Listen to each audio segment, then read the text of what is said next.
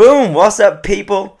Happy Monday. It's Monday the 18th of October, and it is 9:34 a.m. in the Ins and Outs podcast studios. I'm here with the camera ninja, the white Asian-looking guy, Mr. Jake Gibson. So rude. Good morning, sir. How are you, man? You good? I'm freaking tired. How are you? Freaking tired. Freaking tired. It's been one of those weeks. There's definitely a theme to this, isn't there? There is definitely a theme to this. We're overworked. By choice. By choice. Idiots. I love it. By choice. Second episode in the studio. How was getting the first episode together for you, Jake? I think because of like the teething issues at the beginning, there was a lot of like post-production, like editing. Yeah. Especially on the audio side, but hopefully we're looking better this week. We Right. are looking better this week. Yeah. Better already. The screen looks fire. The light looks fire. You're killing it, bro. Looking good, man. Gibson Media. Plug. Start off with the plug.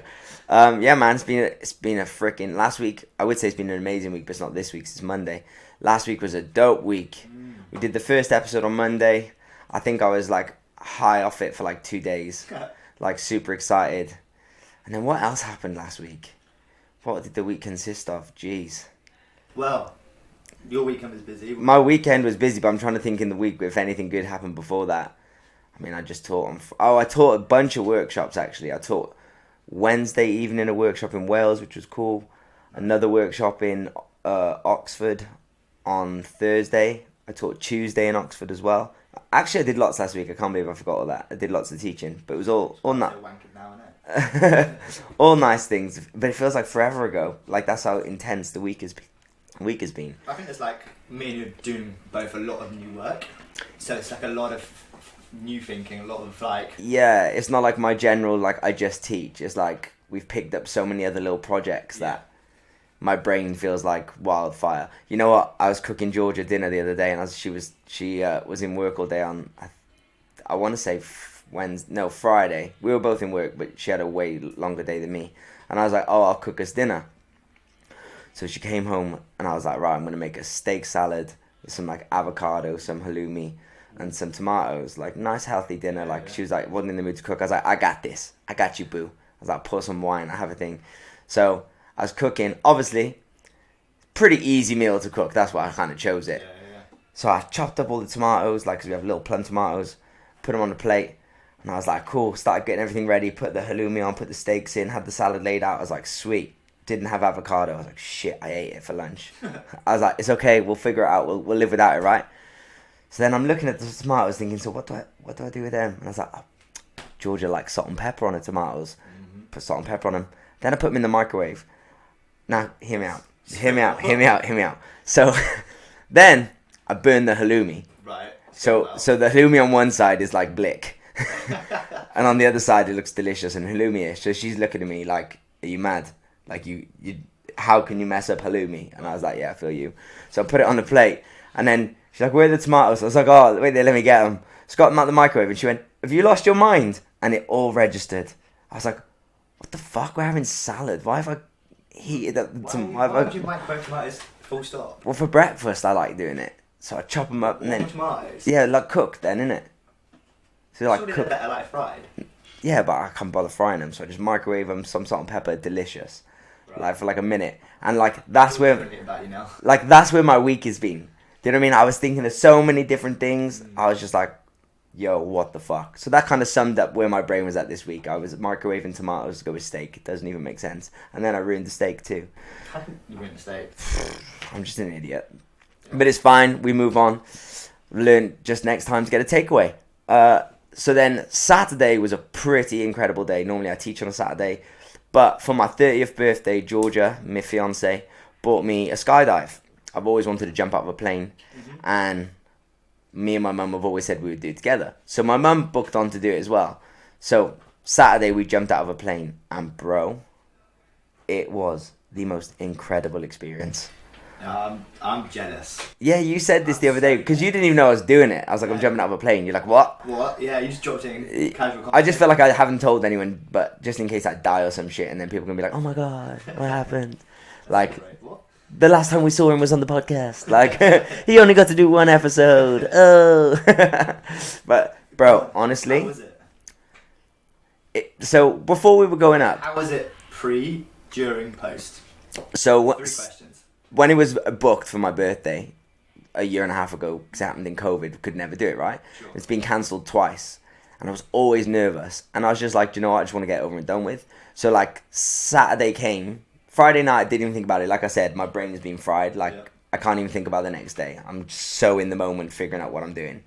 So then Saturday woke up and I was like, right, I'm turning off. Even though I did still manage to somehow work all day. Yeah. But... You were in the morning, I'm pretty certain, but you know. Yeah, I was like, I'm just going to go and enjoy it. So we're driving there, me, my mum and Georgia.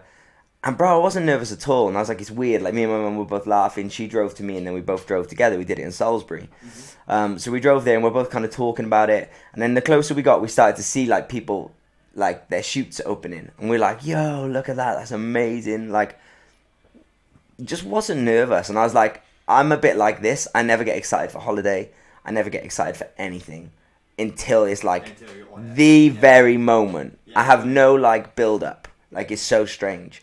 And then I'll come back. I'll loop around to that. and then we get to the place and bro, it was packed. Like the weather was glorious for October as well. Yeah. And it was fucking packed. There was so many people there. I was like, yo, it's like a fucking barbecue or some shit. Like on this airfield, there's dogs. There's like people who are watching people jump in and they've all got ciders and shit. So we got there at 1 o'clock in the afternoon, obviously. And it was amazing vibes. So we check in, we start filling out all this shit. Put on like we didn't have to wear suits. We just had to wear like the equipment to strap me to my bitch. Well, I was his bitch. But like strap me to the guy who made me fly out of a plane. And dude, I just didn't have an ounce of nerves. Like it was so weird. I had excitement, but not an ounce of nerves. And then, so we go through all the check-in procedures. We do all this shit. And I'm like, cool. Taking in this information. And I'm thinking, yo, I'm going to forget all this when I'm up there. But cool. Like, it is what it is. Let's just go with it. This guy's going to look after me. So me and my mum are there, and I can see my mum's, like, nervous. And then once we put the equipment on, they take us to they call it, it was like their holding area, but they called it, like, the boarding gate. Right. Yeah, it's like a little fucking white picket fence, but they called it the boarding gate. So you go there, and that's when, like, the nerves started to kick in. So I was like, oh, fuck, like, this is the final thing. So my guy, his name was George. He was super cool. Like, I want to say he's, like, 50-something. He was, I don't know where he's from. He said he was from Bath, but he's not from Bath. Yeah. He lives in Bath. But he's from, like, I think he was, like, Australian or, like, something like that. And he was like, come on. He definitely wasn't Australian. South African, I reckon. Right. Yeah. Big difference. Yeah, because he started grilling everyone about rugby. So I was like, yeah. And then... Kiwi. Yeah, could be. So he went, come on, let's go. We're going out. So I was like, what? Like, bye, Georgia. Like, didn't even get to say goodbye. Started walking. But no one's with my mum.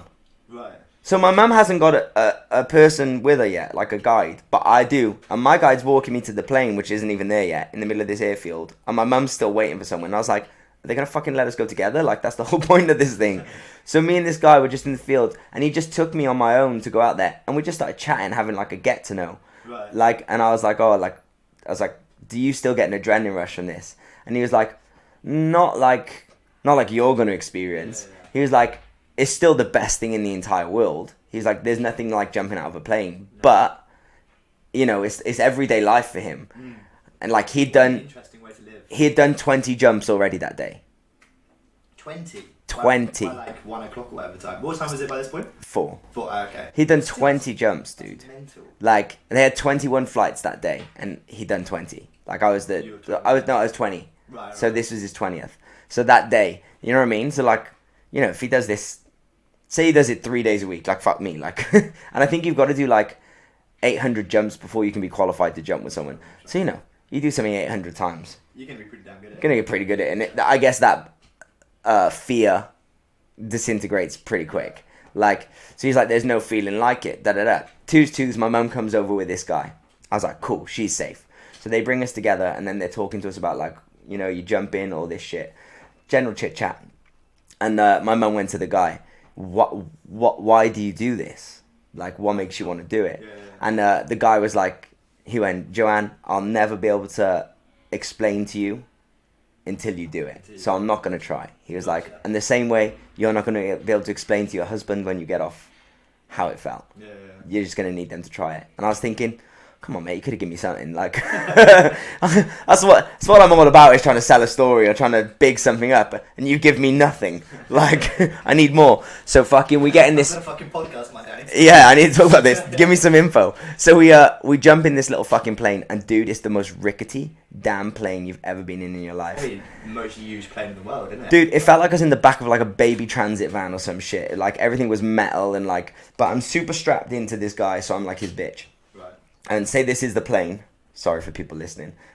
This is like the pilot. This is the tail. We jump out by here. Yeah. There's 2 benches, and we have people sat either side, and like your legs mount the bench either side like a horse. Yeah. You know what I mean? And like I'm strapped to this guy. So me and my mum are the first ones on the plane. So that means I'm the last jumping off. Last jumper. Right? So we're going up, and I'm thinking, still not nervous.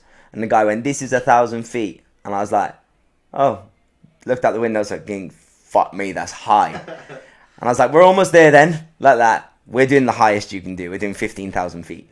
So there's 3 options, 8,000, 10,000, and 15,000. So I was like, if we're doing it properly, right? Yeah. Like, so 15,000. Right? Well, I die either way, right? So you may as well, like, if it goes wrong, goes wrong, you may as well, like, commit. So that means you get a minute free fall. That's long. Bro, we'll get to it. Right. So then we're going up in the plane, and I was like, I'm a bit nervous, but not as nervous as I should be. But I think, like, the camaraderie between my guy, George, and my mum's guy, Right. they were having so much banter. Like, they were going like, oh, I wouldn't want to jump with him. I'd never trust him. Like, on about each other and joking around. And, like, and they were so calm and relaxed. It really eased my nerves. And all the other people's, like, so there was, like, 5 of us jumping, and everyone had an instructor. No one else was speaking on the entire plane. The plane was so noisy, but it was just our guys having banter. And their calmness really, like, soothed and took the fear away. Contagious, right? Yeah, man. It was like, and I was like, oh, this is cool. And me and my mum were like holding each other's hand on the plane, a bit like. How was your mum with it? She was terrified, Right. but she didn't show it. Like, she didn't show it at all. So we're going up, and then they were like, so who's going first out of you both? And my mum was like, I'm going first. Right. Because when I was younger, I jumped off a cliff when I was like 11. And I was too afraid to do it. So my dad jumped off, my stepdad, and I wanted to do it, but I was really scared. And my mum was like, basically, she talked me into doing it. She's like, I promise I'm going to be right behind you. You're going to be safe. So I did it, jumped off this huge fucking cliff into the sea, and she didn't do it. So I was like, I've never forgive her. I'm like, you lied to me. Right. Like, you made a promise that you'd come and make sure I was safe, and you bottled it. So, however, 20 years later or whatever, we're in this scenario. So she's like, you know, there's a theme to this. I have to go first. And I was like, yeah. So we're fine. I'm chilling. I'm taking deep breaths, trying to calm my nerves. Like, I've been in nervous situations. Like, I've been on stage in front of 100,000 people and I don't really know what the fuck I'm doing. Like, do you know what I mean? That's a topic. Like, so there's been nerves. But, like, so I was like, deep breath. Like, this is fine. But I was looking out the window when we got to 15,000 feet and I was like, it doesn't even feel real. Like, because you can't correlate how high you are. Yeah. Like, you know, if you stood on the end, like the top of a building and you looked at the floor, you can figure out, oh shit, that's high. Yeah. But I was above the clouds. So I couldn't measure distance. I couldn't measure anything. I'd never felt that before. Yeah. You know what I mean? Another feat, like whenever I've been on a plane, bitch, I'm thinking about what time I'm going to get to the pool and get a fucking gin. Like, I'm not thinking about, I'm about to jump out of it. So I'm in a totally different headspace. Like, you're calm on a flight, right? You're excited, but you haven't got any other feelings that I'm going to go have a good time. Mm. So they open this door, they put my goggles up, and it's noisy. It's like crazy noise. And all of a sudden, I'm like, right, do I want to look at the people going out? And I was like, I'll just watch the first one. So they shuffle him to the edge, and you have to tuck your feet over the edge of the plane, Right. like with your knees together. So they hang you out of the plane, but they tell you to look up, not down. So they want your head in the sky. So you don't get the whip of the... I think it's so this doesn't happen, and so you don't hit them. Yeah. But they've got helmets on, but we don't. But then they put your head like on their shoulder to cradle you, right? So I'm looking at this guy, and I'm like, you know, when you're half looking, like when you're a kid and you're scared, you kind of do this, like you want to see behind your face. And then all of a sudden, bro, I look, and this guy just goes, and he's gone. I was like, whoa! Like, it's like he evaporated. It was so fast. And then we start like shuffling down the plane, and dude, in my head, I was thinking it's gonna be like 30 seconds later, bro. It was like 1, Right. 2, 3. I was like, what the fuck? Like, they're flying out. Then my mum goes, and you know, watching. Did a protective instinct kind of jump out? Dude, my heart stopped. I was like, that's my mum. Like, she's about to get sucked out of a fucking window on an airplane. And, like, I looked at her, and she didn't look at me, she's holding on. And I saw her just look up, and I was like, there wasn't even, like, a time to have a moment. She just went, I was like, oh! Like, that's my mum. And then, like, just before she went, my brain had that's when my fear kicked in. Like, and that's the first time I was, like, fucking terrified. I was thinking, what the fuck are we doing? This is stupid. Do you know what I mean? And then when she went, I was like, oh, now I've got to go. It's too late. Like, I can't bottle it now. Like, and like, I literally went over the edge, and the guy grabbed my head. He was like, put your head here. So they say look up, and then they position you in the right place. And then I didn't even have time to think about anything. We were out. It was like, yeah, out. And you can't really correlate what's happening, because like you're looking at the sky. But if you look at the sky, you see clouds, right? But we're above the clouds, so I can just see blue. Like, you can't kind of reference anything. And like within 2 seconds, like, I felt like I'd spun 3 times. It's probably once. I think you do like 1 316 levels you out. And dude, the adrenaline, like, it was nuts. So you're holding on, he taps you on the shoulder, and then you get to put your arms out. Yeah. Gotcha. And it was like, the fear lasted a second. Like, that moment going out of the plane was scary. Falling was scary. And as soon as I was flat and we were doing it, there was no fear. Really? It was the best feeling ever. Like, it was the best orgasm of all time. Like, it was so euphoric, man. Like, and it's weird. Like, there was no, again, like, you couldn't correlate how fast you're going. You couldn't correlate how high you are. I don't know if correlate's the right word, but we'll go with it. I couldn't feel anything on me. So, like, I'm strapped to this guy, but like, and you know there's someone strapped to you, but I couldn't feel him because all the weight has disappeared, right? Because I'm free falling. There's no weight. Gravity's just doing its thing. And like, all you can feel is the wind and G-force like pushing on you. And I was screaming. I was going, come on! Like, I had these rock hands because he kept doing them to me on the flight up. He kept going, like, spudding me and giving me rock on fingers. Dude, it was incredible. I felt like a superhero. Like, I felt like I was flying. And then you just go, and he pulls the chute, and it goes from like a minute of chaos and absolute carnage to pure bliss, bro. Yeah. Not a noise, relaxation. And we were going down, and like he lets you fly it. Really? Yeah, so he let me hold it, fly it, and it was weird. So instead of just holding it like this, I was so afraid of letting go. I clawed over it. It was like I was doing a false grip for doing muscle up on rings. Like, I clawed over, and it was the most amazing thing, man. Like, it was so bliss. And this sounds so corny, but like, and I said it to my mum. I was like, this sounds so stupid, but it made me realize how like insignificant we are. Right, because you're just so small. Dude, like, think of everything like from up there, like, I could see everything, right? I could see lorries, I could see buses, I could see these huge buildings, these huge airplanes that when I'm next to are fucking huge. And from up there, they were so tiny. Yeah. And I was just like, yo, the shit we worry about, man. So, yeah. And it's so funny, like, I've not really spoke too much about my feelings on COVID and shit on here, but like, we flew over a COVID test center, and I just looked in and started laughing. I was like, what? Like, what is life? Like, what is our world? Like, we're so, like, we stress about shit so much. And I was like... And we're literally just stardust. Everything felt so small, and, like, I was just felt so fortunate. Like, man, it was incredible. Like, and I can't explain the feeling. But as soon as I got down, I was like, let's do it again. Like, I'll do it again tomorrow. Without a shadow of a doubt. Like, honestly, yeah, I'm down. Like, I've been meaning to do it for eons. So honestly, it's... Go again, I'm 100% there. It's incredible. And actually, speaking of... there's a dancer, Megan Webs. I never get her name right. Westfell. Sorry, Meg. I've had her on the podcast. She's got her podcast called the Get to Know Podcast. Right. She's done so many now. She jumps out of a plane on her own. Oh, yeah. It's on her Instagram. Maybe you can pull her up if you want. But, like, it's freaking so... Don't worry. It's freaking... Go on her Instagram. And you're like this. Do I? Go on her Instagram and check it out. Like, she jumps out on her own. And, like... But, bro... Can you film it or not? Yeah, so... Put a GoPro on, or...? So, you can't take your own. They're like, you can buy them on the day. And I was always like, it was like 200 quid. I was like, don't worry, like, I don't need it. Like, I just need the memory. Like, I'm that person that, like, I'm going to watch it once. Yeah. Like, and then I'm never going to... Put it on Instagram. Yeah. Woo! Like, I'm never going to watch it again. Probably would have been good content for this. Mm-hmm. But, and then we got there, and my mum tried surprising me and tried paying for me and her to be filmed. Right. Like, so it was like 400 quid. But so mental. Just to strap a GoPro on. Yeah, I think there's like 2 options, but she was trying to get the best option. So we had a cameraman. That's what she wanted us to have, a cameraman filming us do it. Oh, so someone drops out. Yeah, and films you. Yeah. And then she asked for the a GoPro as well, but they were like, oh, we've got none left. Like, we've got not enough people to do it. And then when the skydiving instructor said, oh, how come you guys aren't filming it if you're doing it together? And my mum explained, and he seemed so like, what? So I think they fucked us. Right. So I was a bit annoyed about that. But at the end of the day, like, dude, it's about the experience. Like, absolutely. I recommend everyone do it. Like, and so I have this thing where I have to get over fear, because I think fear is stupid. Like, we're afraid of stuff, but like, we created that. We weren't born with it, right? So like, I was afraid of snakes. I went and got a snake like an idiot. Like I'm not afraid of heights, but I certainly don't love them. Right. Like, the older I've got, the more afraid I've come. So it's like, I have to overcome shit. Like, I'm afraid of the sea.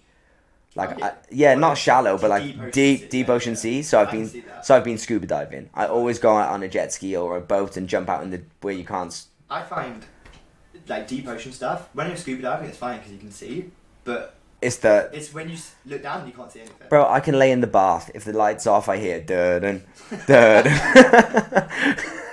Like, I can be in the bath. If the light's off, my brain goes dun, and I'm like, I'm getting out. Like, I totally agree. Like, something I've noticed is the older I get, the more fearful I've become of like heights, and exactly the same. You assess risks differently, right? Absolutely. Like, before, I used to do like a lot of free running and parkour. So I have to go closer to that mic. I used to do like a lot of free running and parkour, so I had no fear. Like, I'd jump up a 3-story building and think twice a bit.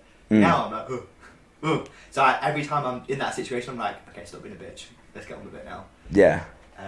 Right. So a question that I wanted to ask was, you said you weren't nervous pre-jump. Yeah. Do you reckon that's a performer thing?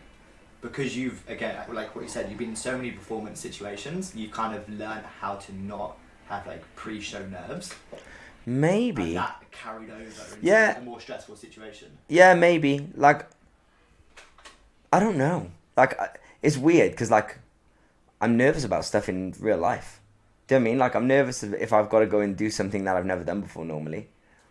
Like, and I've never done this. Like, let's say you're before stage now. Not at all now. A little bit. Is that because you're not like I did right at the beginning of my career? I mean, I might now because I haven't been on stage since before COVID. So, like, now it might feel like kind of a new thing again. But before that, like, not really. Do you think that's because you're so comfortable with your ability now? Or do you reckon it's just because, like what I said, you've kind of conquered the mindset of how to, like... It becomes second nature. And I feel like where you go on, you know, you have lots of different experiences going on stage. But sometimes going on stage with maybe not a lot of prep time, or not a lot of rehearsal time, or like something has changed before the show, and you have to just go, I need to figure this shit out. And if you fight or flight mode, like, but in the dance way, like, if you panic, it's not going to work. So you just have to keep your nerves, keep your shit together and make it happen. But I don't know, that could be a carry across of why maybe the nerves weren't there. Yeah, it's a good question, but I genuinely have no idea. But like within dance and stuff, like on stage, like there's excitement now. Like I still get excited to go on stage. Like I know it's going to be a good time, but it's not nervousness. Like I'll never forget like the first few times of feeling like terrified going on stage, like, and genuinely terrified. We did UK stand-up 2011, I think, or 2010 for Miha Matovic, Mimi. And it was the first time I'd ever danced in front of an audience of dancers. I danced on stage for jobs, but I kind of like jumped the queue in the dance industry. I'd never done all like the performing at dance events in front of dancers kind of thing. I'd done UDO comps, but not in front of professional dancers. And I just went straight to booking all the best jobs in the country. Right. Do you know what I mean?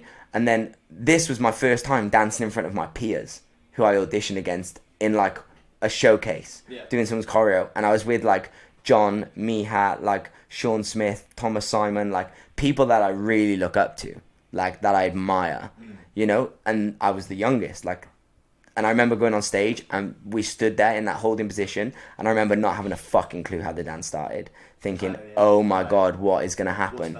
And the music come on and like my body takes over. But even if you go on the video and find it on YouTube, like you watch my face and you can see the fear. For the first song, I look terrified. And then by the time, I don't know if you'll find it because the quality will be dog shit because it's from so old. But you can see the fear on my face. And then like by the second track, like I relax and I start enjoying it. What's it called? It'll be on YouTube. So type in UK stand-up Miha Matovic. How do you spell that? Miha Matezi. And we should be in all black and blue. Boys, girls, gays and those haven't come out yet. From commercial to contemporary. Yeah, that's me. In the Fadidi. If you go right to the beginning, like I'm not even stood with like much presence. Like everyone else is so confident, even how they're stood, and you can see I'm like so like, dude, this one in the fedora. Like, look, my face, absolutely freaking terrified. And I'm dancing with all my heroes, like all my friends, but all the people I really admire. How did you book that job? It wasn't even a job, it was just a showcase. We just performed to show off Miha's choreo at a dance event. Like, so nervous, still flapping it.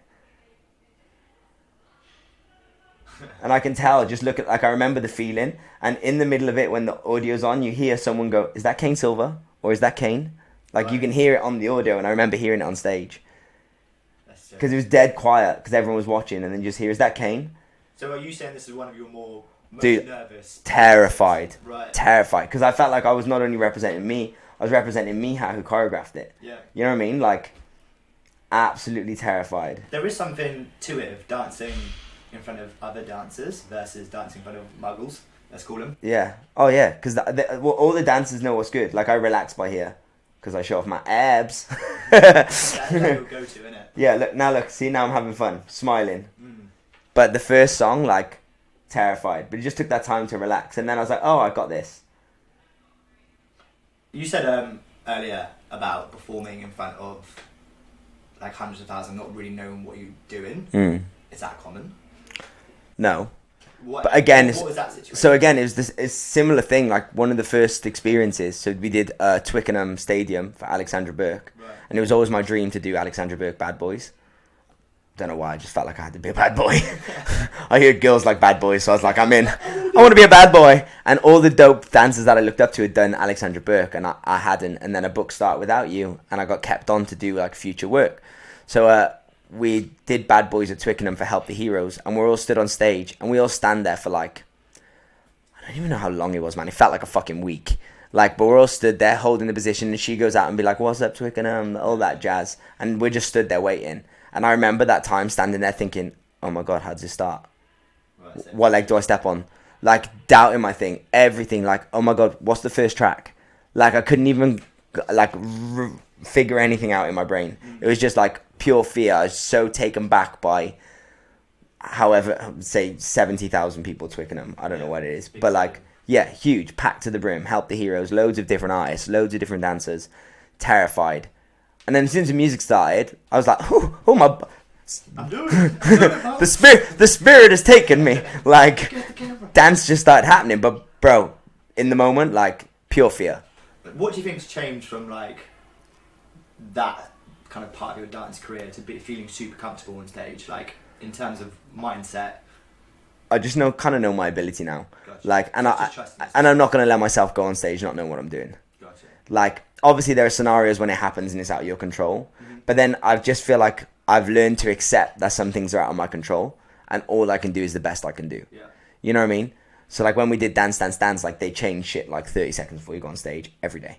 Really? Every show there'd be like a change before you go on stage, and it would be like, what? Like, I'd be pissed off that it's changed, and it'd be really fucking annoying. But at the same time, it's like, there's nothing you can do about it. I'm a human. I'll just do the best of my ability, like, and figure it out. Why would they change things last minute? Is that camera angles, just, and sometimes it depends. Some people are like so against it. Like a choreographer will be like, no, like that's it. I'm not putting my dancers under that pressure. And some have to accommodate for the people above.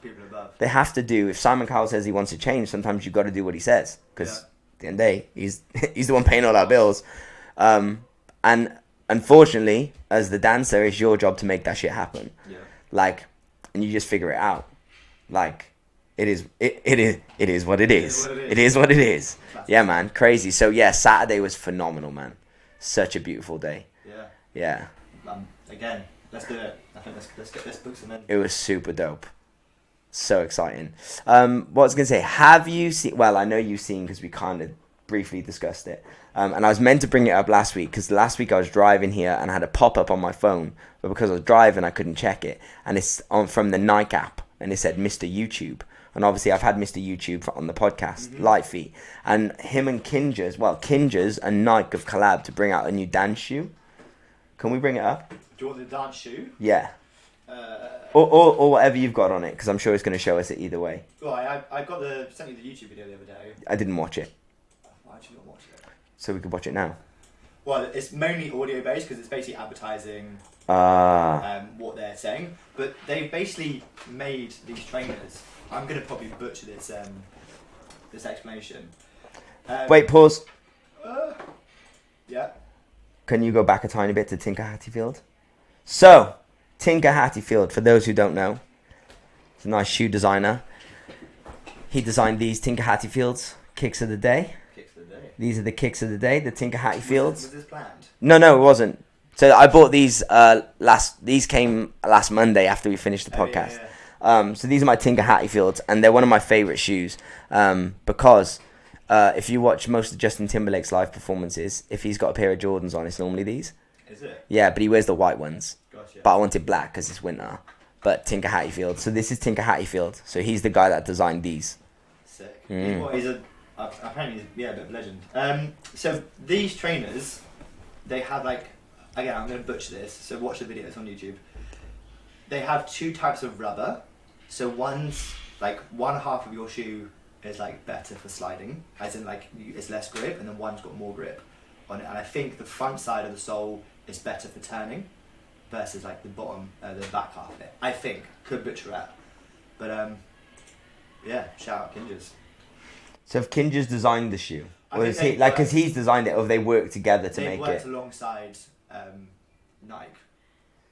Yo, Kinjaz, I'll be 100% honest. I was never a Kinjaz fan. Not I wasn't a fan of them, but it was never my thing. Right.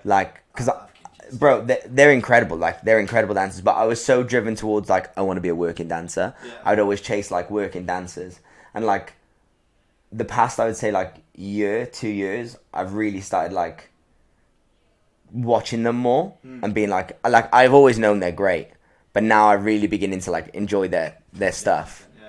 I just love that whole brand and what And they've got a podcast, they're killing it, man. yeah. They have a China. I love their studio as well. Well, I think I think at one point they have 3 studios, one in China and I think 2 in America. I think they had to get rid of one. I can't remember the ins and outs. Mr. YouTube, then. You just said I can't remember the ins and outs again. Good job. Good plug. I'll carry on doing it every week. Yeah. I don't even realise I'm saying it. But It's okay, I like it. She's so incredible, bro. Bailey Socks. Mate, she's nuts. Stability. Yeah, man. Do you like the look of them? I do. I would buy them. I like them because they match my feeler top, except the fact that they're Nike. But they have a bit of an old school. They look like a Nike Cortez. Right. An old school Nike Cortez. Yeah, they got a bit of an old school. Yeah, they do. Vibe to it. And what I like about them is they're flat soled. Yes. Which we were talking about the other day with the Jordan Eclipses. Yeah, man. Yeah, I hate dancing. I'm gonna get a pair for sure. Yeah. I don't know if they're out in the UK yet. I'm sure I can find out. I'm definitely gonna get a pair. But yeah, I think they were saying about, as I said, the slip and slide a bit. We should get some in, review them on live. Yeah. We could do a live review in the studio. Yeah, I'll teach them. Give some feedback. Oh, I don't know if I like them in black. No. Oh, that's just them trying different soles. That's the making of it, obviously. Yeah. Yeah, man. I like them. I wish they weren't blue and black, blue and red colours. Yeah, I think. I wish it was just black. Yeah. Because if I wear my yellow jersey, you're clashing. life problems, right? Yeah, I'm sure. She got yellow jersey on there. Didn't look too bad. Yeah, I'm down. It's nice to see. I was trying to bring this up actually, how much more dancers are respected as athletes now. I think. I don't know if we're more respected of athletes. I just think I don't know. Breaking's now getting into the Olympics. Yeah, which is incredible.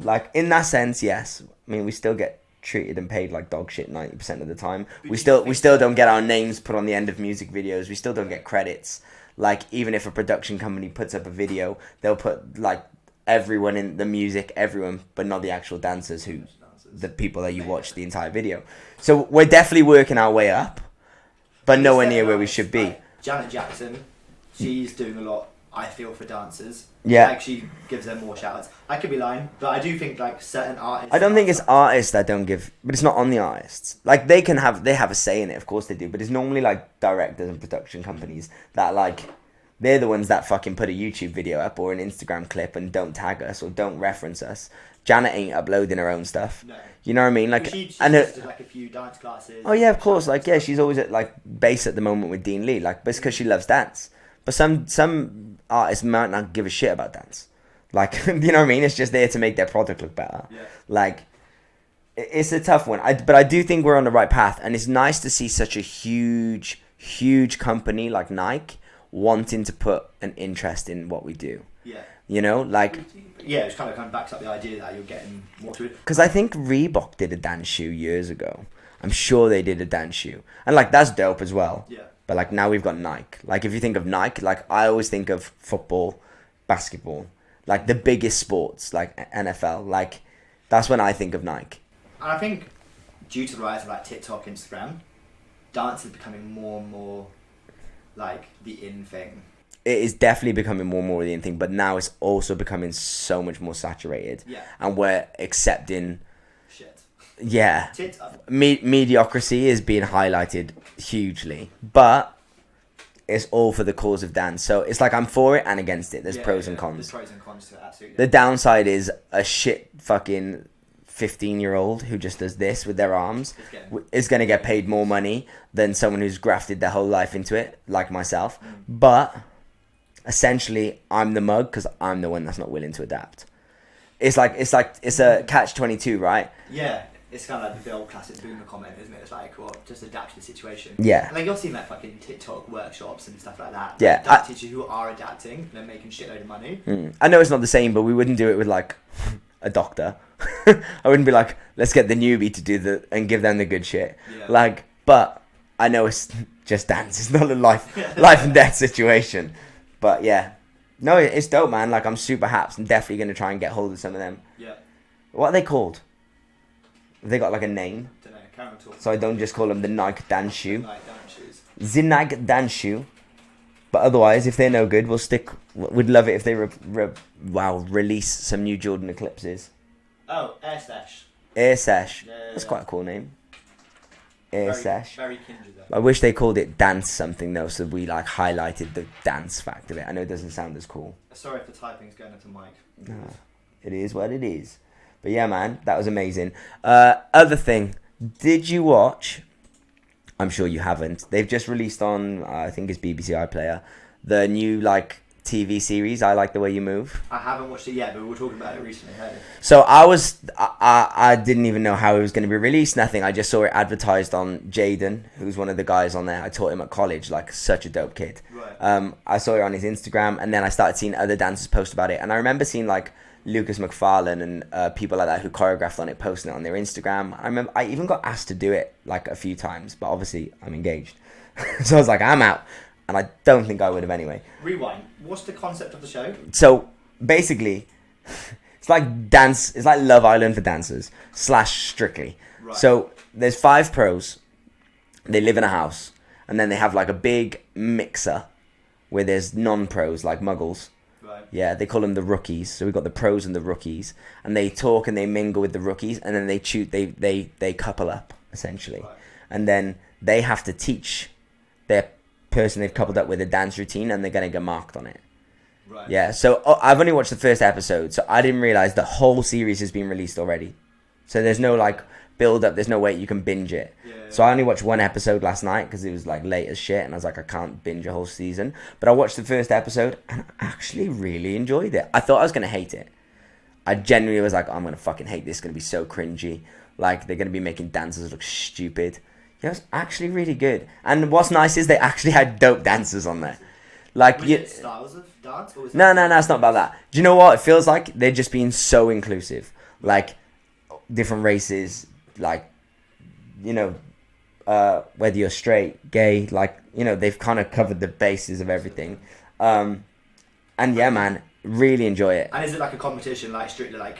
I believe so. Yeah, that's what it seems like. Like I said, I've only watched the first episode, so I haven't watched the even the part where they do the dance yet. I've just watched them coupling up and learning. Gotcha. But it was funny because obviously like Jaden, I've known him since he was 16 when he was at college, and to me he was always like kind of like Bambi, like he had no control over his limbs and his arms and his legs were too big for his body, but he was like such a talented kid. But you know, you just like, you need to grow into your body. And now, like, you know, I've seen him on Instagram and he's killing it, man. Like he's incredible talent, but like now he's actually killing it. Like he's in Starlight, like his flips and stuff he can do on skates is incredible.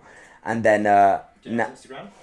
Just Jaden Vin, Jayd, Jayd, sorry, Din, Jaydin, and then Vin, I think .Vin, something like that.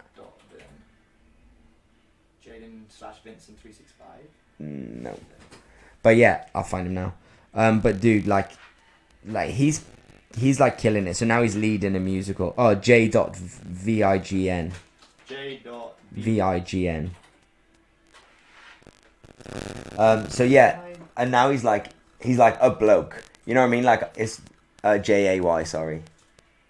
Jay.Vign. That one? Yeah, JN, my bad. Yeah, that's the boy. So he's one of the guys on there, but like he's now leading a musical. If you scroll down, he might tell us what musical, I can't remember. But like he's been in Mamma Mia. He's in. Oh, bro, before that, click on that where it says Starlight. See if it shows us any videos of him skating. Keep flicking through. You'll find him doing some flips maybe at some point. I know that's first time in the down bowl. That's not going to be any good. Or maybe you're better off just going to his page. Yeah. That was fabulous. Dude. That's nuts. That's crazy, right? Kyle, my best friend's in this show now. But maybe go on his... the same show as Kyle's in? Yeah. Maybe if we go on his actual page, we can get to the good shizzle. See, I'm sure he posts the good shizzle. Scroll down. Keep going. Nice bit of nipple there on screen. Keep going. So this is what he's in now, Pippin. He's like the main guy in Pippin. I haven't seen it. I have no idea what it's about. Never even heard of it. But I would like to go and see it. Video of him skating we're looking for. Not that one. One of him on the bowl. Keep going. Fuck me, he posts a lot, doesn't he? Yeah. Handsome bastard. Look at him. Yeah, click on this. Watch this, bro. Watch it be rubbish now. So this is the show that he's on. This is the set design. No. So this is him when he was in Starlight. I'm just showing it like how dope he is at skating and stuff. Yeah, I meant. Sorry. Yeah, this is what he was on. So this is their track. That's sick. Oh, they're not going to show him doing any flips. Jade, man, post the good stuff. That's him dressed as a train. That's not so cool, is it? Oh, here we go. Maybe this will be something good. Here we go. That's such a wicked light set design. Look at that. So effortless. I'm really upset there's none of him doing any flips. This is so disappointing. One anticlimax, Jaden. Like they show it on the show. Look at me go backwards dressed as a train. There, click on this one. Surely, come on. No, next one. That one. It's got to be right. Flip. It says flip. Come on, be the one. Yeah. Be the one. Come on. Here she goes. That's mad. Bro, on skates. That's sick. Like, I know real skaters do that all the time, but he's not a trained skater. He went to fucking performing college. He went to Wilkes. But now, like, you go to skate school, like, and he learned to do this shit. That's super dope. So, yeah, anyway, he's on the show. And it's so weird seeing him as, like, this handsome bloke. Do you know what I mean? But on the first episode, he threw out, like, to the girl. He was so forward on the beginning. He kept making, like, little, like, sexual comments and that. I was like, all right, bro. Fucking your mum's watching. Chill out. And then he kind of like regressed. Yeah, maybe. It was good. And then there's a girl called Shola she's a dope dancer. So I know. Is it romantically? That's what they're trying to get him to couple up and be in love, essentially. Right. Like they're looking for a partner. They're looking for a date. Right. Like I'm gonna watch the rest of the season probably through the next week, hopefully, and trying to figure out. And then we can talk about the entire show because maybe everyone's like, I've seen the whole thing. This is boring. But I've only seen the first episode. But there's a guy in there called Lee, and I recognize him. I'm sure I've auditioned with him or something. And he's cool. But Lee, you're a dope dancer. You're a good looking dude. But he said, cheese 7 times in the first episode. 7 times. I mean, I'm not blaming him. Maybe it's the editor's fault. Maybe they kept choosing it. But after I heard it 3 times, I was like to Georgia, I was like, I'm going to count how many times he does it. And he kept hearing, cheese. He walked into the house. Say dope in one episode. 100 times. 1,000,000 times. But the editors don't need to keep putting cheese in it. Because it's the pitch change. So I was laughing. It did make me laugh. But I just kept hearing it. But no, man, it's really good. Shout out. I'm really happy for Jaden. Obviously, I'm happy for all of them. Again, dance feels like it's being highlighted in a feels like a good light. Yeah. I don't know. Maybe the rest of the season make us look like dumbasses. Who knows? But so far, so good. And then Kaylin Harris is on it. Do you know KK? I think it's Kaylin. Yes. You know. Yeah. I'm with you. So she's from, she did ABDC back in the day. Like, she stands for Usher, everyone. So she's a judge on it. And she is freaking incredible, man. I was on her Instagram last night watching videos of her. She's so sick. And she's so fucking good. Yeah. Jesus. I didn't realize she's... Yeah. 850,000. She's sponsored by Champion. But if you go down... So, like, yeah, she's on it. But, bro, you watch it and, like... The fact that she's on it, that's quite big. Yeah. Oh, it's dope. And she's really, like... You know, from the first episode, she's cool on it. My only thing is she keeps calling herself Mama. Right. She keeps going, Mama says, or Mama did this. And I'm like, you're 25. Like, 25? She's 25. She doesn't look 25. She looks older. But the fact Like, her that she's so physicality, so established. But she was dancing for Usher at like 18 or some shit. Right. Like, probably younger. But, like, she keeps calling herself Mama, which is a bit weird for a 25-year-old. But she is, you know, again, so nice to see a dancer, like, as the judge and, like... And it's like... She's a judge on it, is she? Yeah, it's Right, someone, right. like, cool and young and current. Yeah. Which, from a marketing view, is what's going to get younger people to watch the show, Absolutely. right? And it's going to get people like... As opposed to having, like, no offense, Arlene Phillips or something like that, which would be dope, but, you know, 15-year-old's not going to be super inspired by that. Scroll down. I was on her page last night, and she posted this video, and it said, like, my most embarrassing moment. People always ask me, keep going. And I forgot this ever even happened. Keep going. I went in. Keep going. God, you went deep. Yeah, bro, because I think she's incredible, so I was watching her such a dance. sick dancer. Like, I am the ultimate dance fan. Like, I do just watch dance videos, like, every night. Keep going. There, on the left. Yeah, so this is when they did, 2012? So if you watch, so Chachi Gonzalez is the pretending to be Britney, and then she's in the red over here. And then bang! Knocked her over. And look how quick she got back in, bro. Look how quick she got back into it. Sha! Like, straight back in. She knocked her flat on the floor. Did you see it? I literally looked away. That's how quick it is. But bro, she get ready, watch. Chachi, she's going. And just shoves her out the way. And then, bam! Straight back in. As well. Bro, that is a true pro. Yeah. And then I was reading the comments last night. Oh, and then, so the comments, Marvin Brown put, so no one's going to tag Chachi in this. But yeah, man, I was like, I rate her for even posting that online. Yeah, like, you think she'd be embarrassed at that It's moment. not even her fault thing, though. Do you know what I mean? No, it's not her fault. Of course it's not. It's Chachi's fault. Chachi should have walked around her. So she just shoved her on the floor. But, like, bam. It's like she didn't lose composure for a second. Bro, so sick. Yeah. And I always talk about that, like, distraction and, like, things can go wrong, and it's, like, fight or flight. Like, that's the sign of a true pro, bro. Yeah. Like, and if you think she's 2012, and she's 25 now. So she was young. I can't do that maths. Maths is hard. 9 years ago. Yeah. 9 years ago. If she's 25 now. 16, bro.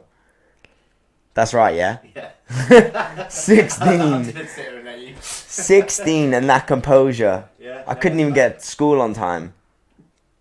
I wasn't even turning up for school that time. Yeah. So, yeah. So, she's a judge on the show, so that's cool. Yeah. So, I went down the rabbit hole of Kaylin. Yeah, Kaylin, that's right. Kaylin Harris last night. She's super talented. So, yeah. Man, it's a good show. I'm excited to see what else happens with it. Again, beautiful to see dance highlighted in a wonderful way. Yeah, I wonder if dancers will continue being highlighted on the current trajectory that it is now? I think it might.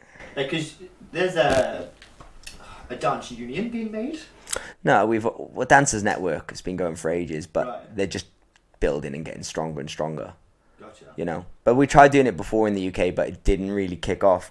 But I feel like it's about getting all the dancers and all the agents and stuff on board. Mm-hmm. But you know, it's the hardest thing to try and tackle because, you know, say someone's offering a job and they want to pay you, 100 quid for a day or whatever. yeah, and it's for like Beyonce. Yeah. You know, all the established dancers who would love their opportunity of fighting for their rights, but an 18-year-old coming straight out of college, of course they want to jump on it. Yeah. But their challenge is to try and teach them why it's a good reason not to jump on it, because they're making their future more difficult to make a living, right? But like dance now, when I left the dance industry, before I went on tour with the Dream Boys, when I was like working with artists and stuff a lot, you'd get like 150 rehearsal, 250 for a show, Right. and it's much better than that now. Is it? Yeah, rates have gone up. Nice one. I always message Lily from Dancers Network. I'm like, damn, if rates were that good when I never would have left. Like, I would have kept going. And just like that isn't much money for how trained you are and how worked you are. and when how inconsistent that income is. that's so there you go. So you not understand. really, it's No. about your So when I monthly speak to, average. and if you work every day, if you're like Jay Ravel back in the day, you're killing it. Who worked on everything every day.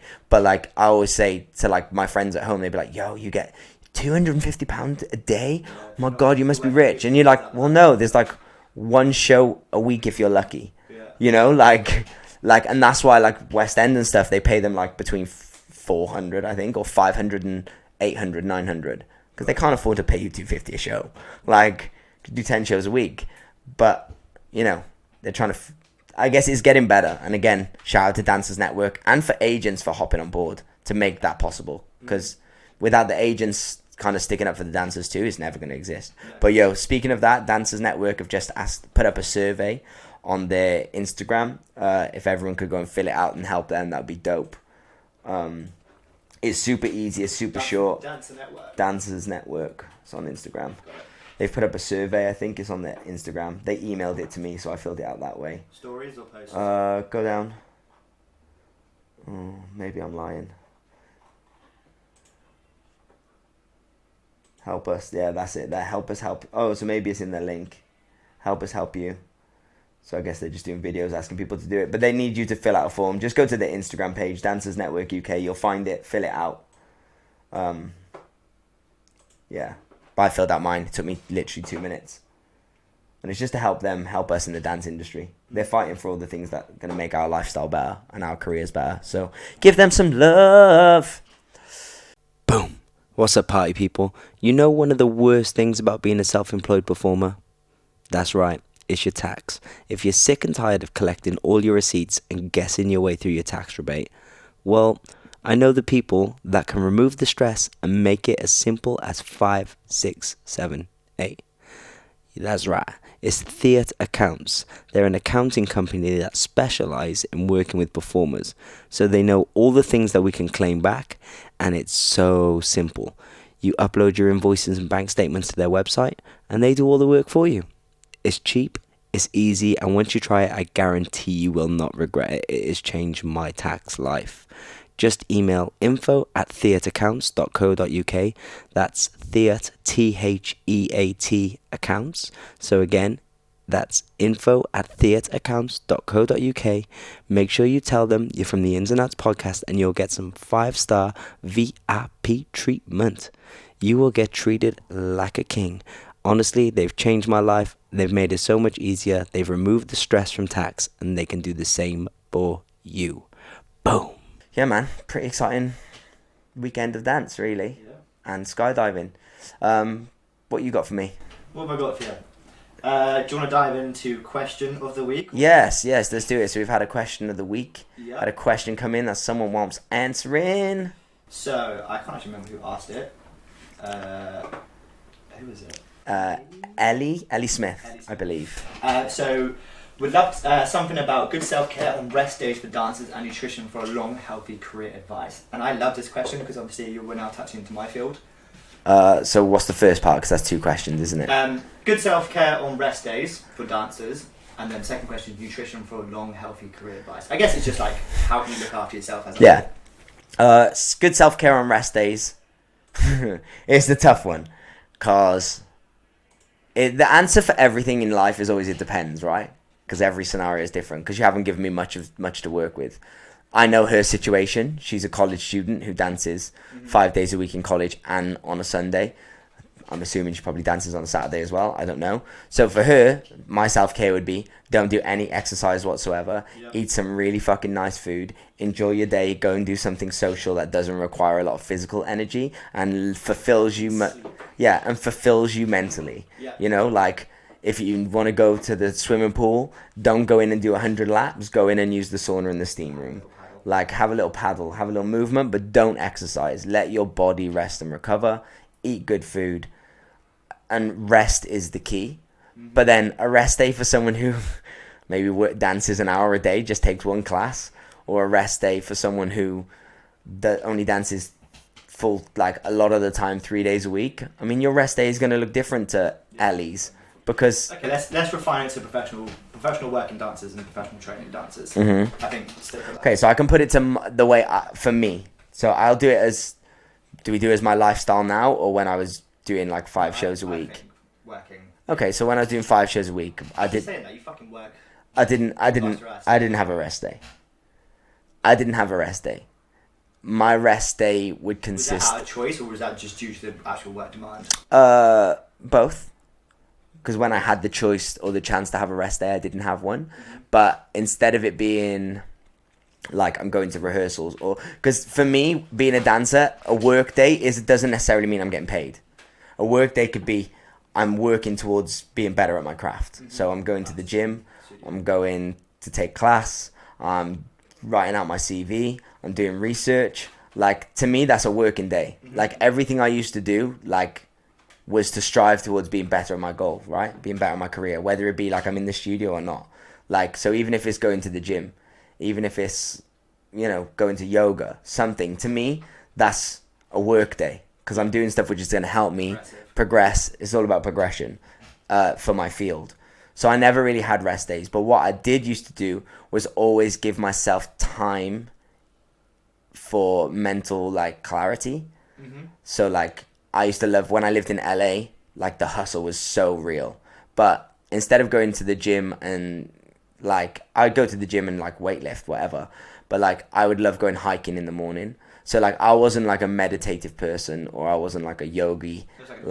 So it's, like, an active, fun relaxation. So I would go hiking. I'd go up in the mountains. I'd put music in my ears, my favorite songs, or listen to a podcast. Like, really light exercise, which is beneficial for me because it's still active, but it's not intense. And I got to just de-stress. Like, that was mine. But, like, on the last podcast I did with B-Boy Twix, like, on his rest day, he gets a massage, he goes in the sauna, like, every week. Like, do you know what I mean? It's like a full-on, like, treats himself like an athlete, a recovery day. But he is doing 10 shows a week. Gotcha. I've never been in that position where I have to do 10 shows a week. No. You know, on Dream Boys, the most I would do is 5. Still intense, though. Yeah, it is. But at the same time, like, I still get... It's not as intense. Like, if I'm doing 10 shows a week, like, on my 2 days off a week that I get, you know, one of them days I'm treating myself like an athlete. Yeah. We should all do that anyway. Yeah, but I think I'm going to dive into this in a second. But financially, it's not viable for most performers. No. Because to get a massage every week is, what, 50 quid? Yeah. Like, most performers can't throw 50 quid into a massage every week. No. Like, on the reality, like, most people are broke. Like, most performers, and you won't want to admit it, but, like, a high-earning performer is, like, an average salary in the UK. Mm-hmm. You know what I mean? Like, it's just, it is what it is. It's how our lifestyle kind of works out. We get to do amazing and wonderful things. But, you know, to do the self-care stuff, which, like, massages and things that cost, that's hard for a dancer. So I guess if you can find ways to do it your own, like if you buy a Theragun. Well, I was going to say, like, something that comes straight to mind is just rolling out. I mean, you can get a foam roller for like 15 quid from Amazon. Of course. And, like, roll out, especially, like, calves, etc. Because of how much time you spend in, like, ankle extension. Something that I was going to touch in was protein intake diet. Like Yeah. I've spoken to so many Dude, students. dancers' diets are shocking. So bad. Like the other day, I was at a studio and I looked in the bin and it was just full of McDonald's and Greg's. I was like, what the fuck? Like, it's okay to like eat that, but then I guess there's an education problem here though. It's so easy to point the finger at the sorry to interrupt. It's so easy to point the finger at the student, but like if I was a college owner, I would 100% invest in a nutritionist to come and have a conversation with them. that was my retirement plan. That was my finish dancer, become a qualified nutritionist plan and do nutrition for dancers, but specific. Because the thing is, right, again, it comes back to it depends with nutrition. I can't go, you should all eat like this. Because the numbers, though. yeah, So, for example, like, we can figure out that individual's base number, but we can't figure out a general because the girl that needs to lose weight and the girl that needs to gain weight, maybe there's different things going on. Like it needs to go from what already their lifestyle is. So say this girl does 10 hours exercise a day and only lives on 1,500 calories. We need to up her calories. Do you know what I mean? If she's skinny and if she's overweight, because we need to figure out her metabolism and what's going wrong with her lifestyle. We need to figure out what we need to address within her metabolism, right? Because she might have a slow metabolism. She might be overtraining and underfueling. Or some people might be overfueling and undertraining. Like, no, I agree. But like, just for example, like something that I would probably recommend would be protein intake. 100%. So, disclaimer: I'm not a qualified nutritionist. I'm a personal trainer and work with people every single day in this topic. Disclaimer. Yeah. But most of the time, it's normal people or not people that do, because even athletes, bro, like this is the thing with dance. When like a football, like we go, oh, we work with athletes. Yeah, you work with a footballer who trains 3 hours a day. Dancers train 10 hours a day. This is what I was no one else. Name a sport. Name one. Find something. There's no one. Today is you are athletes. Dancers are athletes, and at no point in your training you treat like athletes. From what I can see. Yeah. From what I can see. I'm from the outside. So my recommendation would be high protein intake. High hydration intake. So in terms of protein intake, I would be looking at 2 grams minimum a day per kilogram of body weight. So Easy. if you're 55 kg, which is probably a relatively normal dance weight for especially females, you'd be looking like 110 grams, which is probably around 4 breasts of chicken, give or take. So I'd be looking to up protein at any point, and like slow carb release for like sweet potato, very high nutritional value, but also slow carb release. Well, that's what I was gonna say. Is like I feel like what people get caught up on is, oh, what calories does this meal say? Yeah. You know, and that's a good start point because it's better than no start point. But what I would be going is, what nutritional value do I get from this meal? Like I wouldn't really be thinking about calories as a whole, because you're not going to have time to eat in a calorie surplus, so more calories than you burn. But you can think of a macronutrient to a point. Like you can think like, I need to get enough protein and energy in my diet. Like an energy could come from fats. Like it could, and you know, fats. I was gonna say, yeah. Like if you like when I teach, I smash an avocado every lunchtime. So my meal that I have on a teaching day at lunch is an avocado, a large one, a whole avocado, a banana, and then and I only get 45 minutes, so I can't digest too much. Yeah. So I don't go for like rice or anything like starchy. Do you know what I mean? So I just smash a banana, get that quick sugars in, like avocado, it's high in calories for the amount of food you're having, and then I smash some salmon because again, and high in calorie. Yeah, and like I think a lot of, again, it just comes down to lack of education. Probably a lot of dancers are avoiding fats, especially like. Well, especially when stuff says like we promote fat-free this, fat-free that. Fats are so important for because we think of fat and we think of fat on my stomach, which is totally. Which is so wrong. There's no correlation there apart from calorie surplus. But fats like regulate your hormones. They help you break down carbohydrates as well. So you need to be including fats into it. So I think like me, the main thing I would be saying for young dancers and training dancers is high protein diet for sure. And if you're vegetarian or vegan, make sure you have very varied sources of protein, because there's one vital amino acid that you can't get. Well, you can get it, but you need to like supplement it. So, for example, I can't remember the name of it. There's one amino acid which you find in meat products, which is incredibly important for photosynthesis, which is the production and reproduction of muscle, or helps that anyway. So if you're a vegetarian, a vegan, I would be having a very varied sources of protein for that as well. And like a lot of dancers I know, like, you know, they don't like having breakfast in the morning because they're like, I don't have an appetite because we start normally so early. I'm like, I feel you, but it's not about what you feel like right now. Yeah. And if there's, like, I recommend this, I work with like a few athletes and stuff, not necessarily in the dance world.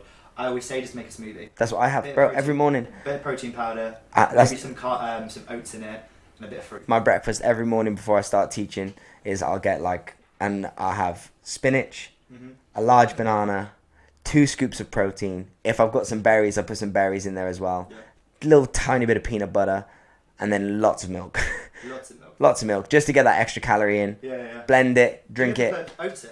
Sometimes. Just like not much. Yeah. Like, fucking soup or whatever. Yeah.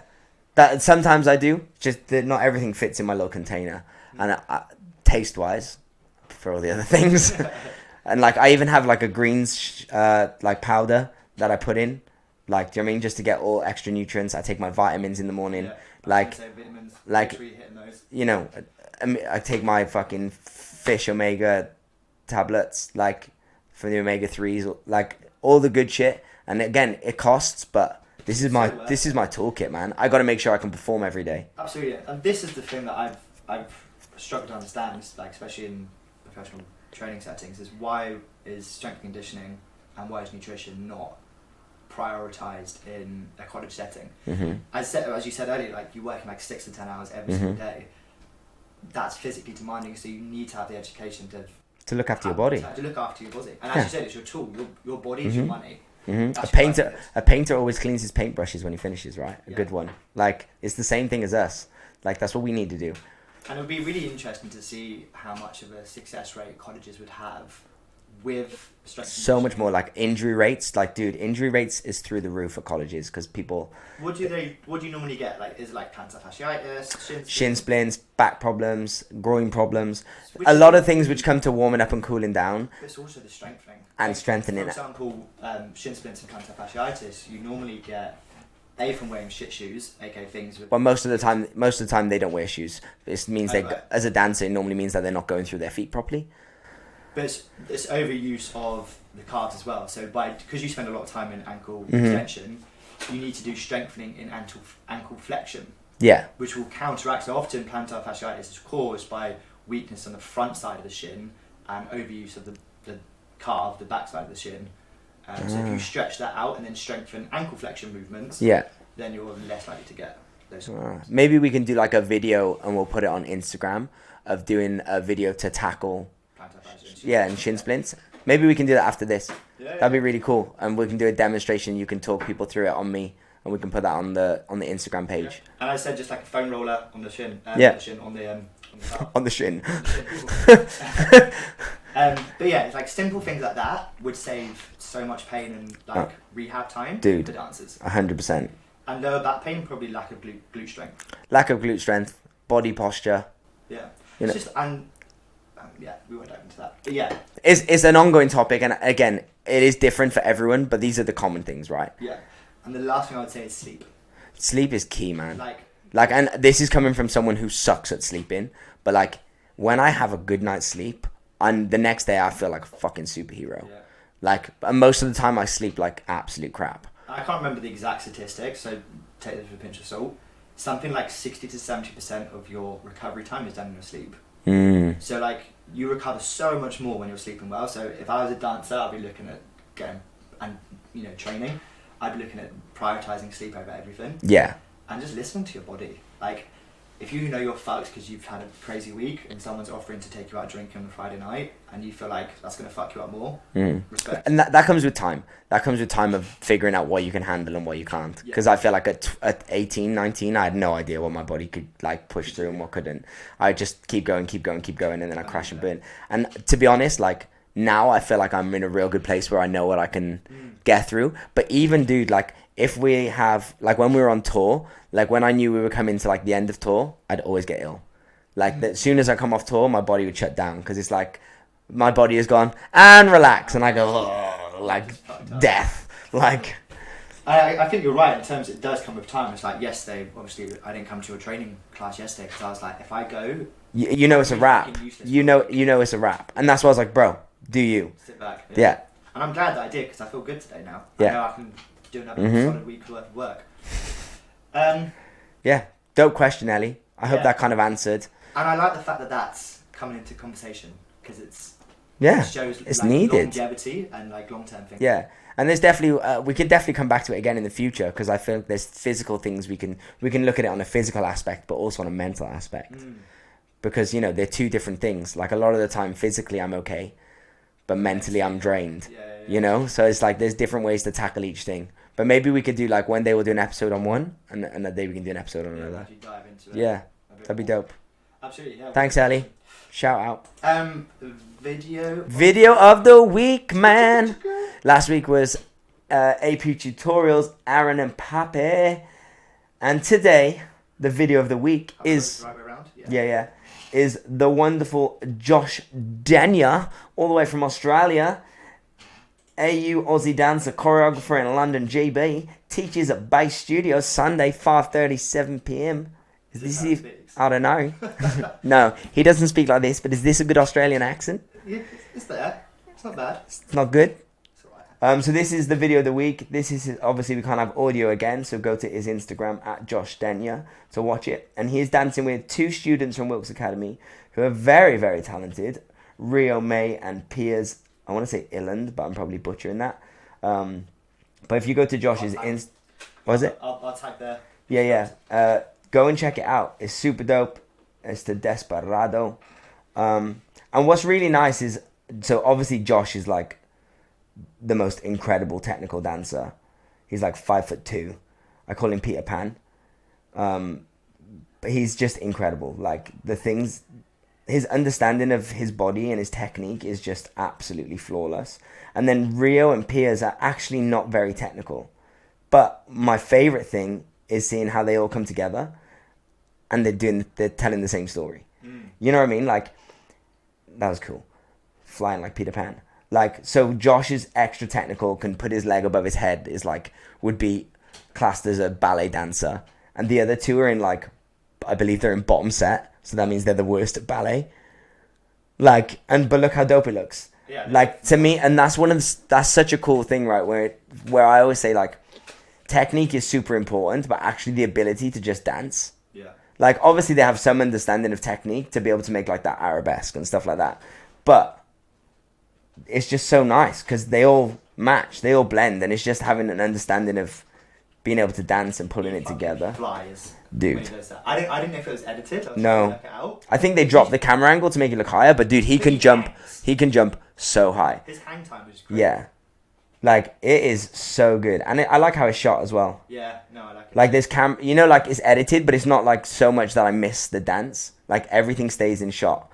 Because I can't bear it when they cut someone's feet out or someone's arms. Yeah, like dance films. Yeah, but... So is Josh a Wilkes teacher? Josh teaches at Wilkes. And then he was in Mary Poppins.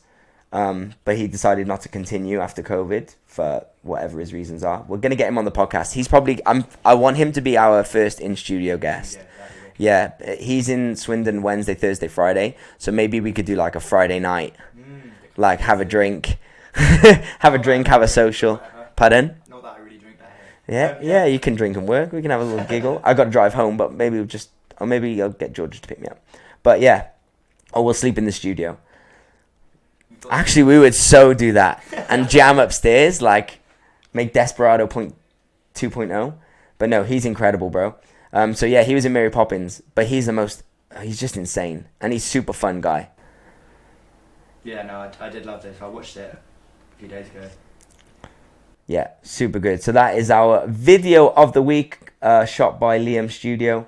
Go to at Josh Denya to watch the video. It's the last post that he did. Go and check it out. And then what have we got for our Booked and Blessed? Booked and Blessed? This is the one I found yesterday, right? Yeah. So the thing is with this now, I don't know if it's going to be, if you can appreciate it as much because you can't hear it. But I believe it is to Rock the Boat. Who's the dancer? It probably says in this description. There you go. Khalil. Choreography. Dancers tagged. Yeah, so the person at the front, is that how I say it? Khalil? Yeah, I think so. Khalil. But please go on Instagram and watch this so you can actually like appreciate it, because the movement without the music is great. But like what it to me is, it's just perfect. Like he picks out everything in the music, and my favorite thing is like when I choreograph, I'm very foot and body orientated. Like I don't really think about arms and stuff like that. You describe musicality for your feet. Yeah, and like through my torso, right? Like I like using my body, but like his changes of like he's using everything. Like he has feet, he has like, you know, details, things of just his arms, little groove moments. Like that was so nice. Yeah, like when you hear that see that with the music, it's so good. So And can we? What you're saying is then describe musicality with his head. Yeah. Well, it's just overall like representation of the song, and the choreography visually is so pleasing. Like I would watch it like that's so fresh. I would watch it without the music, and I do this quite a lot on Instagram. Is sometimes like, so I cater to music. So if I watch say someone's class and they teach to a song I don't like, or like they'll teach to Nicki Minaj and I don't really like Nicki Minaj music, I already have, before they dance, I'm already out. You know what I mean? Because you haven't saw me on the song. Sometimes I like to watch things on silent and I look at the movement or the quality of the movement and I judge it by that instead of by my preference of music. Yeah. Then I look at the movement, because sometimes I'll be like, the movement's dope and they're a dope dancer and it's dope execution, but I freaking hate the song. So like sometimes watching stuff in silent is quite nice, because you look at the movement. I'm not listening to the music now. I'm looking at his execution. Do you ever not predict, but like try to think what sort of style they're dancing to, or like from their movement, can you generally? I mean, I would never guess that that's a Leah Rock the Boat. Gotcha. You know what I mean? Because it's actually quite a slow song. I think it's Rock the Boat, right? I can't actually remember. No, I think it is. But it's quite a slow song, but there's so much musicality in it. You know what I mean? But it's so good. Yeah, shout. Can we go on his Instagram? Khalil McNeil. Khalil McNeil. Let's go.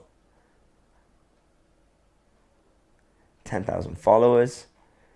Oh, wait, they go back up. What did it say? Bieber second emotion music video. Oh, so I guess he's in the Bieber video. 24 years old. Talented guy. I love that he's got his second emotion music video in the caption. Not just Bieber. It's like this one. Go and watch this one. Good for you, bro. Oh, he's got loads of dance videos. I'm going to stalk him later. Yeah. I literally saw that clip yesterday and I was sent it like straight to our group chat. Yeah. I was like, I like this one. I like this one. No, he's dope. I was thinking about this. I was watching a bass video yesterday. I think it was bass. There's so many talented dancers in the world. Yeah, which I want to do an episode next week. Next week, this is our episode. We're going to do talent versus hard work. Because I've been thinking about this a lot lately. Yeah, but dude, there are so many talented dancers. Or hard working, yeah. Yeah. But we'll break down next week. Okay. That'll be our episode for next week for sure. But yeah, Khalil McNeil is our booked and blessed. What a cool name. Khalil McNeil. What's your name, Khalil McNeil? That's gangster. What's your name? Me? Yeah. Jake Gibson. That's cool too. Ask me mine. Well, we know. But do you know what? I was. Ask me mine. What is your name, sir? Kane Silver. Was, That's a cool name, isn't it? My mum did well. She made me Ginger, but she did pick a good name. So good job, mum. My old man was like, asked me the other day, is that your stage name or your real name? Dude, I get it. I get it all the time. Yeah, like even one of the teachers that I work with was like, Kane Silver, what's your real name? I was like, Kane Silver. She's like, that's it. I was like, well, my middle name's Paul. Like, so that makes it normal a little bit. Yeah. But you know what's funny is growing up, I hated my name. Did you? As a kid, I hated my name. Well, as a kid, you want to be the same as everyone, right? It's cool to be the same. It's cool to everyone wants the same top. Everyone's the same clothes. Everyone's the same bike. Like, you want to be the same. I was already the only ginger kid in my class. Right. Like, I was already different. You know what I mean? Like, so I always wanted to be the same. So Kane was too far-fetched. So when I was younger, I used to have people call me Paul. Really? And Paul is my uncle's name. And my uncle lived with me. His name's Paul Silver. And he lived with me. So then when people would knock at my door when I was a kid and be like, is Paul there? My mum would be like, huh? That's worrying. Like, what? And I'd be like, it's for me. And my mum would be like, why are you telling me? I'd be like, shut up, mum. Like, I'm out. My name's Paul. And then I remember I was doing 100-meter hurdles for a school, like running for my high school. And for someone who's really rubbish at jumping and like splitting my legs and short for a hurdler, I should say, I was really good at hurdles. But it was just because I was so fast on the in-betweens. My feet would be like Sonic, and then I'd jump like Dumbo the elephant, and then I'd be like Sonic again. But I remember prepping, and they'd call us out to their thing, and they'd be like, and in lane whatever, Kane Silver, and the guy went, that's a cool name. And I remember being like, I'm cool. And ever since that, it made me like my name. Isn't it? Yeah. It's funny how one sentence can change the game for you. Dude. Do you know what I mean? Yeah. One random dude said, I like that name. Yeah.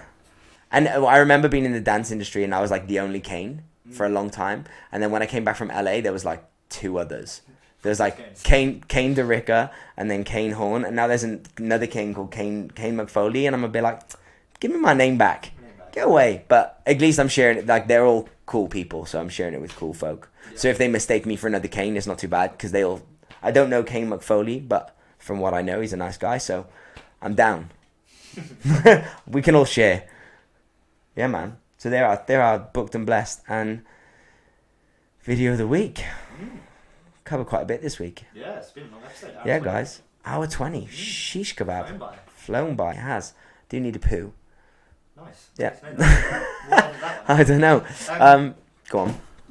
Any comments, any questions, let us know. We want a question every week. Yeah, so topic of the week. Question. Well, we'll have a question of the week, but next week we will do hard work versus talent for sure. But please send us questions in. Please subscribe on YouTube. Please follow us on Instagram. At the Ins and Outs Podcast is on Instagram. I'm at Mr. Bullchange. Jake is at Gibson_media_. Gibson_media_. And find us on YouTube. We are just the Ins and Outs. It's not even the Ins and Outs Podcast on YouTube. It's just the Ins and Outs, I believe. I think it is the Ins and Outs Podcast. I don't know. You have to. I kept on missing the S on outs, and I can never find. You put the ins and out. Yeah, because I'm. So not the in and out. The ins and outs. The ins and outs. Let's bring us up. Chicka wow wow. Yeah, the Ins and Outs Podcast. It is the Ins and Outs Podcast. Cool. Yeah, dope. Come and check it out. We've only got 19 subscribers. I would love to get us to 100 by like next week. That's very optimistic. But do you know what's weird is like our audience on audio, like on Spotify and Apple, is really big, and then on here is garbage. But like, I always wonder how many people watch podcasts. When I watch like Joe Rogan, I can see like there's like millions. But like I've never watched podcasts. See, I watch them when I'm eating or like in a bath or whatever. Okay, I see. So like, yeah, that's my time to watch. Yeah, I'm always a listener podcast guy. Yeah, watch it driving or like. Well, as we've figured out, I'm always driving. Yeah. Yeah, every time I speak to you, you go, "Are you driving again?" You're always driving. Yeah. So yeah, please share the podcast. Let us know what you want to hear. If you see anything cool in the dance world, or in the world in general, send it over. And it's been a pleasure talking to you. Have a wonderful week, you beautiful humans. Peace out. Much love. Oh, before we go, quick plug. The Ins and Outs Podcast training program, which is based in Swindon, will start on the 14th of November. That's the next program. It'll be 4 Sundays in a row, which means we finish on the first Sunday in December. It's £80 if you want to come train. Come get your training on. We're going to have a dope guest teacher. I can't say who it is because they haven't confirmed yet, but I'm hoping it pays off. This month has been amazing. Yeah, so if you want to come and train, come book on. I promise you won't regret it. When are you uploading the advert? This week. Yeah, this week. Follow your socials. Yeah, and if anyone needs any dance footage filmed or edited or pictures taken, get to @Gibson_media_. Thank you for listening. Give us some love. Peace out. One love. Bye, Felicia.